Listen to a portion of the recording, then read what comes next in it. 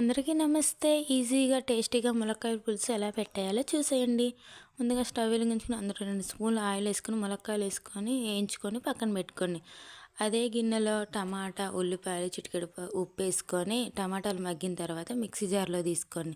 Mixie జార్లో 4 ఎల్లిపాయ రెబ్బలు, ఒక లవంగం చెక్క వేసుకొని మిక్సీ పట్టుకొని పక్కన పెట్టుకొని ఇప్పుడు అదే గిన్నె స్టవ్ మీద పెట్టుకొని అందులో 2 స్పూన్లు ఆయిల్ వేసుకొని ఆవాలు, జీలకర్ర ఇందాకలా మిక్సీ పట్టుకున్న పేస్ట్ కూడా వేసుకొని అందులోనే 2 పచ్చిమిర్చి వేసుకొని కలుపుకొని అందులో ఉప్పు, పసుపు, 2 స్పూన్లు కారం వేసి కలిపి అందులో ములక్కాయల ముక్కలు వేసుకొని మూత పెట్టుకొని ఒక 10 నిమిషాల తర్వాత తీసి అందులోనే చింతపండు రసం పోయండి. అంటే నిమ్మకాయ ఎంత సైజు చింతపండు ముందే నానబెట్టుకొని పక్కన పెట్టుకొని ఆ రసం కూడా అందులో పోసి 2 గ్లాసులు వాటర్ పోసి ధనియా పౌడర్ 1 స్పూన్ వేసుకొని మూత పెట్టుకొని మరిగిన తర్వాత అందులో కొత్తిమీర వేస్తే ములక్కాయ పులుసు